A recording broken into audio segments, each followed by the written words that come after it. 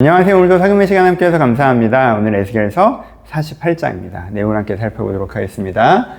48장이지만 45장 1절에서 8절, 47장 13에서 23절까지 함께 생각하며 보도록 하겠습니다. 무슨 이야기가 나와 있습니까? 땅 분배에 대한 이야기가 나와 있죠. 크게 세 단락으로 나누어 살펴볼 수 있습니다. 첫 번째는 지파별 땅 분배에 대한 얘기를 하고 계세요. 북쪽부터 남쪽까지 10지파에게 고르게 분배한 얘기가 나와 있죠. 여긴 누구, 여긴 누구, 여긴 누구, 여긴 누구, 여긴 누구, 여긴 누구 이렇게 12지파에게 고루 분배한 얘기가 나와 있습니다. 앞부분에 얘기를 하다가 거룩한 구역 얘기하고 다시 뒷부분에 얘기하고 해서 12지파에 대한 분배가 나와 있고요. 47장 13절에서 23절에서는 지파 분배의 기준을 얘기할 때 포인트 두 개, 약간 주의 특약 상황처럼 요셉은 에브라임과 므낫세에서 두 지파로 본다라는 얘기를 하고 있고요. 이방인들도 이 지파에 포함될 땐 포함시킨다라는 얘기를 하고 있는 부분들이 있습니다. 이건 약간은 중요한 얘기긴 하지만 좀 지역적으로 다루고요. 12지파에게 땅 분배를 하는 이야기가 나와 있습니다. 그 다음에는 무엇이 나와 있습니까? 거룩한 구역에 대한 이야기가 나와 있죠. 8절부터 22절 그리고 45장 1절에서 8절까지 나와 있어요. 그래서 가장 많은 분량을 차지하고 있는 거룩한 구역에 대한 부분이죠.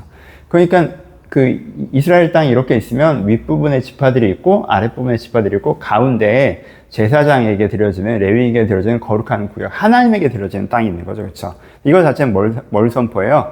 이 땅의 왕이 하나님이십니다. 여기가 하나님의 나라입니다. 라는 선언이 담겨져 있는 거죠. 그래서 거룩한 구역은 제사장의 목, 레위인의 목, 성읍들, 그리고 통치자의 목 이런 디테일도 중요하지만 이 땅은 하나님의 땅입니다. 여기가 하나님의 나라입니다. 하나님 우리 왕이십니다라는 선언이 담겨 있다라는 부분이 제일 중요합니다. 그래서 가장 자세하게 쓰고 있는 부분이죠. 그리고 세 번째는 예루살렘에 대해서 다시 한번 얘기하시죠. 그래서 예루살렘이 정방형 도시로 다시 한번 만들어진 것들에 대해서 말씀을 드립니다.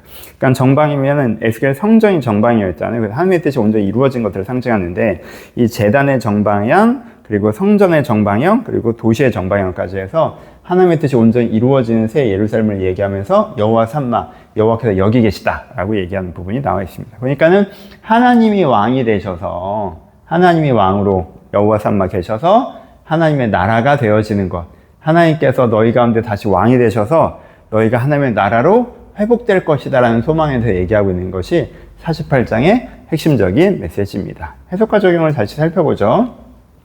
읽으시기에는 좀 이렇게 숫자도 많이 나오고 땅도 약간 좀 지루하게 읽으실지 모르겠지만 이건 좀 크게 보시는 게 좋아요. 큰 메시지 방향을 한번 봅시다. 여러분, 마무리를 좀 해볼까요? 에스겔서 마지막 장이니까요. 후반부에서 40장에서 48장까지를 좀 다시 되돌아봅시다. 여러분, 이때 무슨 얘기가 나와요? 성전 짓는 얘기가 나오고요. 절기 얘기 나오고요. 땅 분배하는 얘기 나오죠. 그렇죠? 이 얘기 어디 나왔던 얘기예요? 누가 했던 얘기예요? 모세가 했던 얘기죠. 모세가 출애굽기, 레위기, 민수기, 신명기에서 했던 얘기가 이 얘기들이에요. 성막을 어떻게 지어라. 너희가 절기를 어떻게 지켜라. 너희가 들어가면 땅을 이렇게 분배해라. 모세가 했던 얘기를 지금 누가 하고 있어요? 에스겔이 하고 있어요. 모세가 하고 있는 얘기를 반복하는 게 아니라, 똑같이 반복하는 게 아니라요. 모세가 하고 있는 이야기를 그 핵심은 같지만 이 시대에 맞게 더 깊이, 더 확장적으로 에스겔이 이들 가운데 전하고 있다는 거예요. 여러분, 바벨론의 유대인들이 이 얘기를 들었을 때 어땠을까요? 끌려온 지 20여 년이 넘었고, 그리고 예루살렘 멸망한 지는 14년 정도가 됐던 때, 지금 에스겔이 이 말씀을 전하는 건데, 그러니까 그 사람들은 자기가 지금 어떤 상황에 서 있어 라고 생각하고 있었겠어요? 좀 설교적으로 갑시다. 이 바벨론 유대인들은 자신들이 이야기의 끝에 서 있다고 생각했을 거예요. 우리 민족은 출애굽을 해서 모세가 이런 하나님의 소망으로 해서부터 출발을 했었는데 가나안 땅에 들어가서 다윗 때까지만 해도 잘했다가 그 다음에 왕들이 좀 잘못하는 바람에 결국 나라가 망해서 내가 이렇게 나라 없는 유민이 된 거야 라고 하는 모세로부터 시작된 이야기의 끝 이후에 던져진 것이 자기라고 느끼고 있었을 거예요. 그래서 지금 너는 누구야 라고 하면 망한 나라의 백성이야 라고 자기 자신을 그 이야기의 끝에 두고 있단 말이에요. 근데 지금 에스겔이 뭐라고 하는 거예요? 이 사람들을 이야기의 처음으로 데려가죠. 자신이 모세가 되고 하나님의 말씀을 이 성전과 절기, 모세가 되어서 성전과 절기와 땅 분배에 대한 말씀을 이들 가운데 다시 선포함으로 말미암아 이들이 마치 출애굽한 유대인들, 이스라엘 백성들, 하나님의 소망을 붙잡고 이제 출발하는 사람들의 입장에 세우는 거죠. 이 전환이 느껴지세요? 그 사람들은 이야기의 실패한 이야기의 끝자락에 서 있다고 자기를 생각하고 있었어요. 근데 에스겔이 그렇지 않다고 얘기한 거예요. 하나님께서는 지금 너로부터 새로운 이야기를 시작하고 계시고 완전한 이야기를 시작하고 계시고 그 이야기가 얼마나 완전한지 그 모세가 했던 첫 번째 이야기보다 더 완성된 이야기, 더 온전한 소망, 온전한 약속을 향해서 네가 지금 가는 거야 라는 그 이야기를 그들 가운데 전하고 계시는 거예요. 그렇죠? 그러니까 이들 가운데 끝이 않는 시작, 변함없는 소망.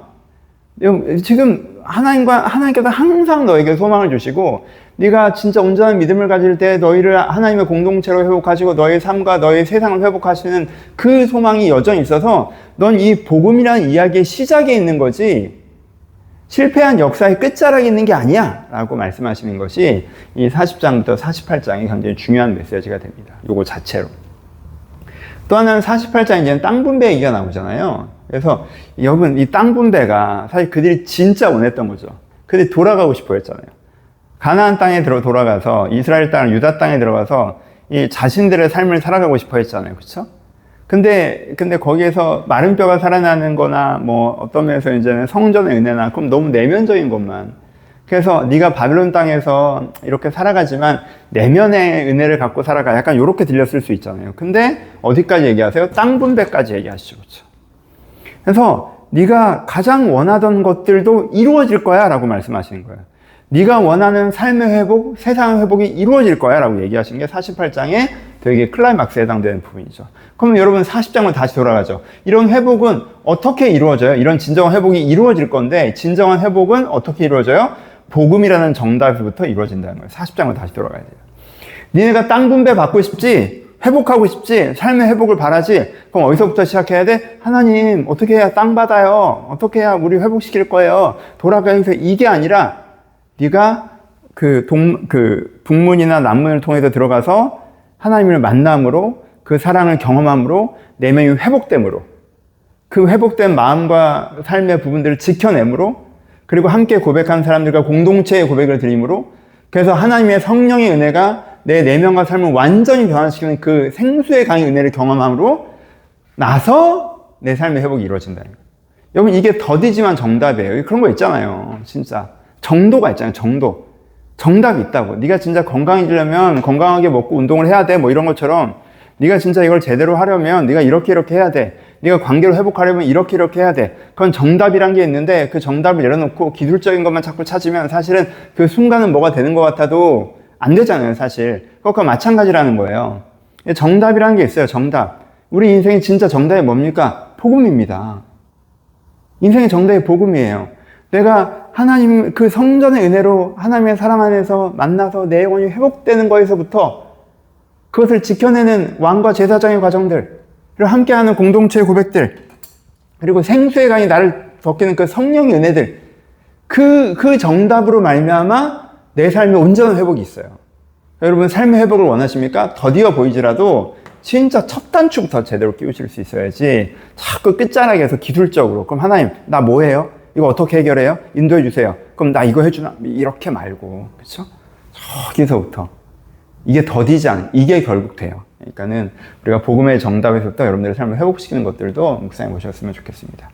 거룩한 구역 48장의 핵심은 이미 말씀드린 것처럼 하나님을 중심에 둔 나라를 꿈꾸라는 것이죠. 그렇죠?